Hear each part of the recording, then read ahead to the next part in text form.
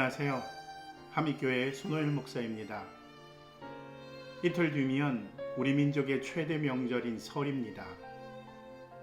고향을 방문하는 분들도 있고 코로나나 아니면 여러 가지 상황으로 인해서 고향을 방문하지 못하는 분들도 있을 텐데요. 모쪼록 가족들과 함께 하나님 안에서 행복하고 즐겁고 건강한 명절 보내시기 바랍니다. 오늘 성경 말씀은 마태복음 5장 17절에서 20절입니다. 내가 율법이나 예언자들의 말을 폐하러 온 줄로 생각하지 말아라. 폐하러 온 것이 아니라 완성하러 왔다. 내가 진정으로 너희에게 말한다. 천지가 없어지기 전에는 율법은 1.1획도 없어지지 않고 다 이루어질 것이다. 그러므로 누구든지 이 계명 가운데 아주 작은 것 하나라도 어기고 사람들을 그렇게 가르치는 사람은 하늘나라에서 아주 작은 사람으로 일컬어질 것이요. 또 누구든지 계명을 행하며 가르치는 사람은 하늘나라에서 큰 사람이라고 일컬어질 것이다. 내가 너희에게 말한다. 너희의 의가 율법학자들과 바리새파 사람들의 의보다 낫지 않으면 너희는 하늘나라에 들어가지 못할 것이다.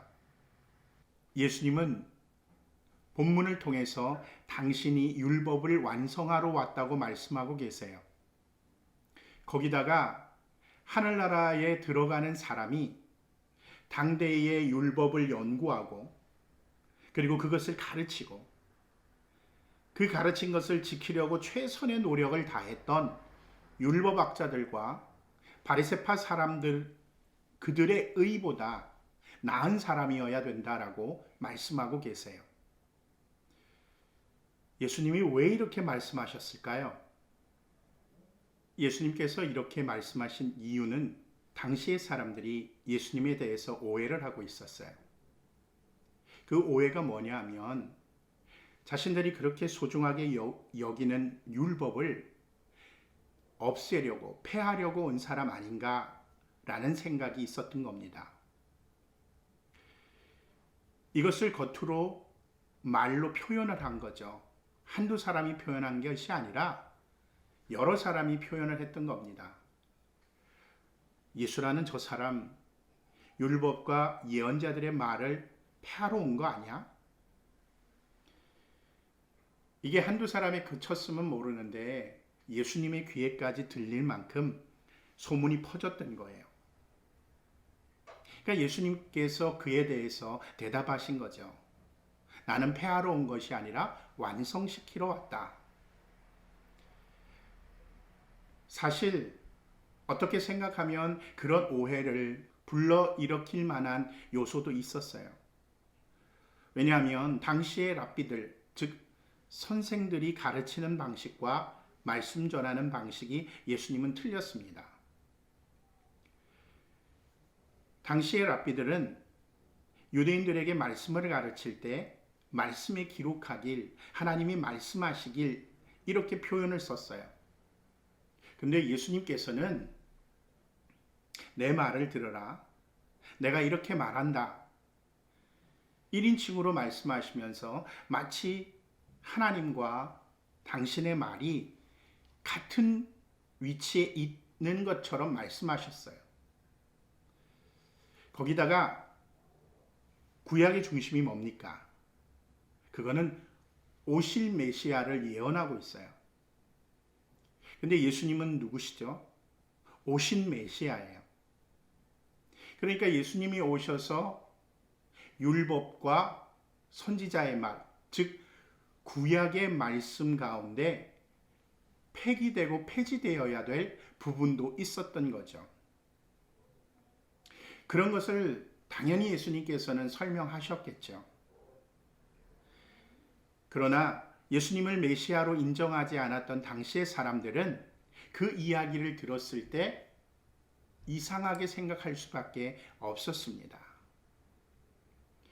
당연히 율법과 선지자의 말, 즉 구약의 말씀을 폐기하러 온 거 아니냐는, 없애려고 하는 것 아니냐는, 부인하려는 것 아니냐는 생각을 가질 수밖에 없었던 거죠. 하지만 예수님은 결코 구약의 말씀을 폐기하거나 없애려고 온 것이 아닙니다. 정말 완성시키러 오셨어요. 거기다 구약의 내용을 보면 어떤 내용이 주를 이룹니까? 하나님의 사랑, 하나님의 구원 이야기예요. 그런데 하나님의 사랑과 구원은 어디에서 완성이 되나요? 바로 예수님의 삶과 사역, 죽음과 부활을 통해서 인류에 대한 사랑과 구원을 완성시키셨어요.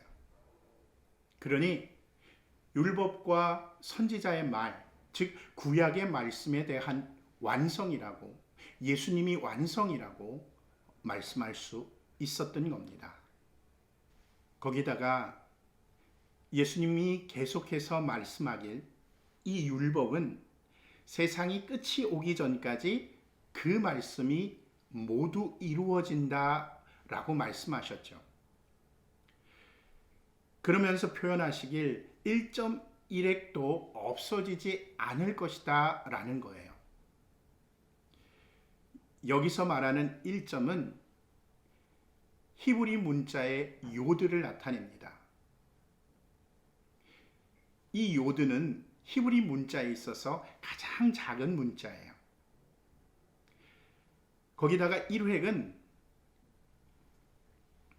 히브리 문자를 나눌 때에 긋는 획을 이야기하는 겁니다. 정말 작은 것 하나까지 모두 이루어질 것이다 라는 것을 말씀하고 있죠. 그런데 여기서 우리들이 한 가지 확실히 짚고 넘어가야 될 것이 있어요. 그것은 무엇이냐면 이 율법은 유효기간이 있다라는 겁니다. 율법의 유효기간은 언제냐? 바로 세상 끝날이라는 거예요. 세상 끝은 뭔가요? 예수님이 재림하셔서 심판하실 때를 의미하죠. 묵시적인 의미를 담고 있어요. 하지만 다른 의미로는 예수님이 이 땅에 오신 그때부터 세상의 끝이라고 말할 수 있을 겁니다. 예수님의 죽음과 부활을 통해서 신약 시대를 살아가고 있는 사람들은 율법과 선지자의 말, 즉 구약 시대의 말씀과 연결되어져 있든 그렇지 않든 간에 예수님의 말씀을 바탕으로 그 말씀에 순종하며 살아야 된다라는 것을 의미하죠. 예수님은 그래서 마태복음 24장 35절에 하늘과 땅은 없어질지라도 나의 말은 결코 없어지지 않을 것이다 라고 말씀하셨습니다. 결국 예수님으로부터 율법, 선지자의 말, 구약의 말씀은 완성되었고 예수님이 말씀하신 그 말씀은 신약 시대를 살아가는 사람들이 지키며 순종하며 살아야 한다는 거예요. 예수님의 말씀을 가르치며 살아야 한다라는 거죠. 이런 여러 가지 모습에서 우리는 예수님이 율법, 선지자의 말, 구약의 말씀의 완성이라고 말할 수 있을 것입니다. 계속해서 본문을 보면 예수님이 우리에게 가히 충격이 될 만한 말씀을 하고 계세요. 20절을 보면 사람들의 의가 율법학자나 바리새파 사람들의 의보다 낫지 않으면 하늘나라에 갈 수가 없다라고 말씀하고 있습니다. 과연 우리들의 의가 율법학자나 바리새파 사람들의 의보다 나을까요? 이 본문을 보면서 잠깐 제가 생각했는데 그렇지 않아요. 그렇다면 저나 여러분들은 하늘나라에 갈 수 없나? 라는 의문점이 생기는 겁니다. 제가 왜 그런 생각을 갖게 됐냐면 사실 율법학자나 바리새인들은 당대에 있어서 최고의 사람들이었어요. 구약으로부터 전해 내려오는 율법을 철저히 파헤치고 분석하고 그것을 삶에 적용시키기 위한 삶의 기준점을 만들었습니다. 그리고 그것을 다른 사람들에게 가르쳤고요. 그 가르친 것을 외식적이다 이렇게 비난할 수도 있지만 철저하게 최선을 다해서 지켰어요. 손가락질을 받을 정도까지 지켰습니다. 근데 여러분들이나 저나 예수님의 말씀을 이렇게 철저히 연구하고 파헤치고 풀어서 사람들에게 가르치고 삶의 기준으로 삼고 살아가고 있느냐라는 거예요. 그것도 정말 최선을 다해서 말이죠.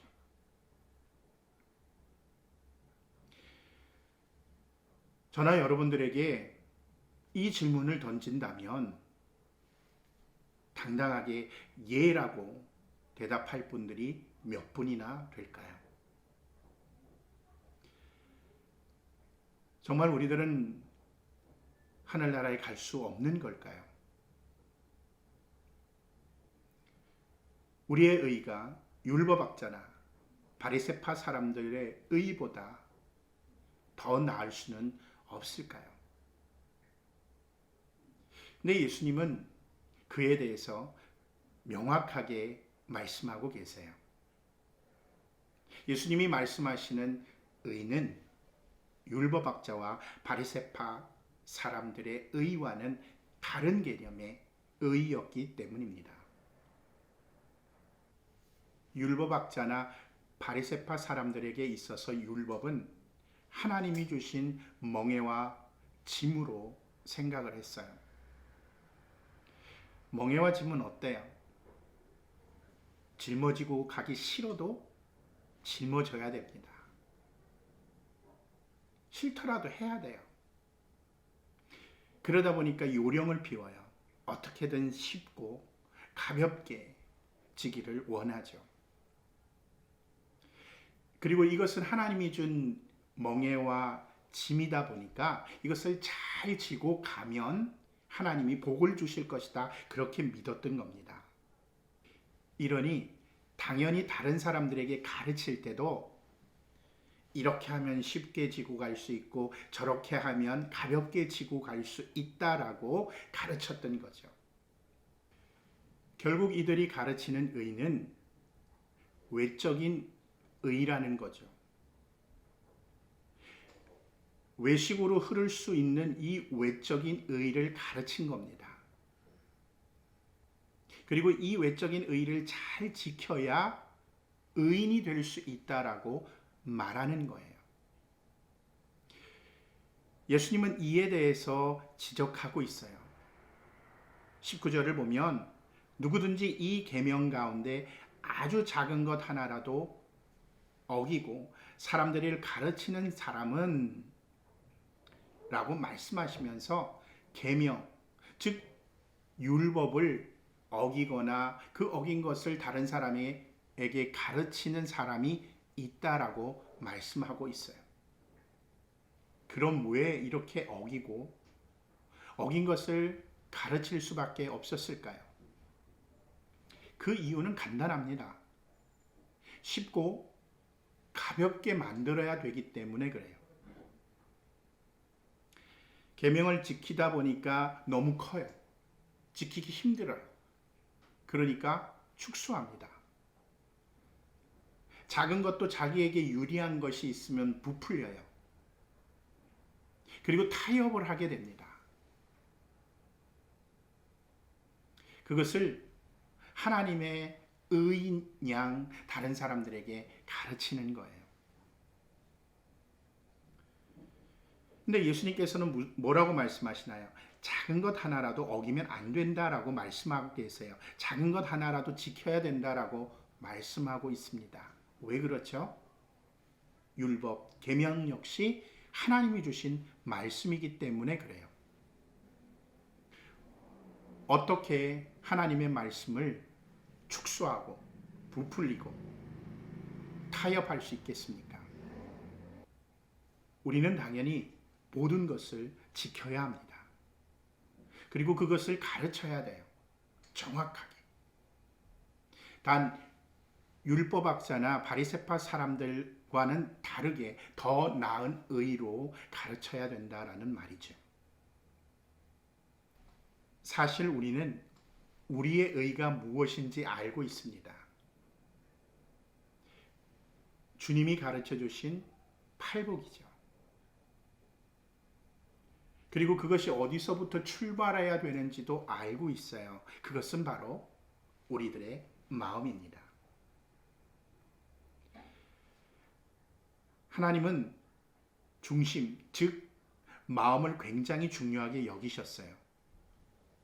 사무엘상 16장 7절에 그러나 주님께서 사무엘에게 이르셨다. 너는 그의 준수한 겉모습과 큰 키만을 보아서는 안 된다. 그는 내가 세운 사람이 아니다. 나는 사람이 판단하는 것처럼 그렇게 판단하지는 않는다.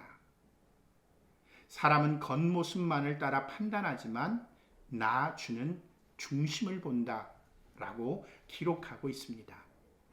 율법은 하나님이 사람들에게 준 멍에나 짐이 아닙니다. 당연히 우리들이 지켜야 될 마음의 태도고 자세고 삶의 기준이에요.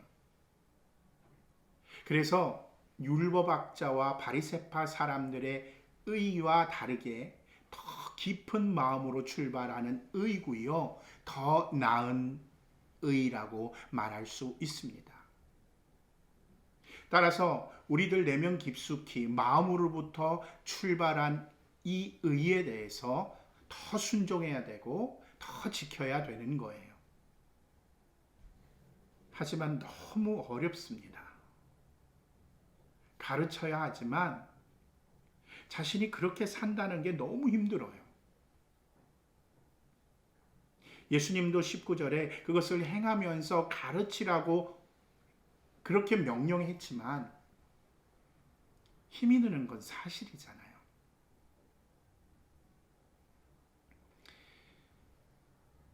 이런 우리들에게 하나님은 에스겔서 36장 27절에 너희 속에 내 영을 두어 너희가 나의 모든 율법대로 행동하게 하겠다. 그러면 너희가 내 모든 규례를 지키고 실천할 것이다 라고 말씀하셨습니다. 하나님의 영, 성령을 우리들에게 주시고 그 성령이 우리들로 하여금 순종하게 만드시겠다라는 거죠. 하나님은 성령과 법, 주님의 말씀, 의를 동시에 주시고 그것을 우리가 순종할 수 있도록 성령을 통해서 하시겠다라는 겁니다. 그리고 그 순종, 더 나은 의를 지키고 가르치는 우리들에게 하늘나라를 주시고 하늘나라의 큰 사람으로 살도록 복을 주시겠다라고 약속하고 있어요. 예수님은 이 땅에 태어나심으로 삶을 살아내심으로 말씀으로 죽음으로 부활로 구약의 말씀을 완성하셨습니다. 그리고 다시 구약의 말씀과 연관성이 있든 그렇지 않든 간에 우리들에게 새로운 말씀을 부여하셨어요. 따라서 우리들은 그 새로운 말씀을 마음에 새기고 지키고 가르쳐야 합니다. 이것을 하지 않으면 하늘나라에 들어갈 수가 없어요. 근데 이게 힘들어요. 하지만 하나님은 우리들에게 하나님의 영 성령을 보내주셨습니다. 오늘도 순종하는 것이 힘들 수 있어요. 순종하다가 넘어질 수 있습니다. 하지만 성령이 우리 마음에 새로운 힘을 부여하실 겁니다.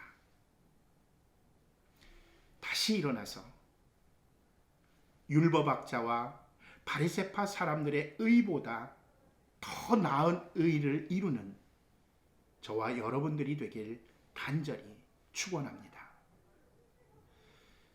이 시간 예수님의 삶과 말씀을 따라서 율법학자와 바리새파 사람들의 의보다 더 나은 의를 성령과 함께 이루게 해달라고 기도하겠습니다.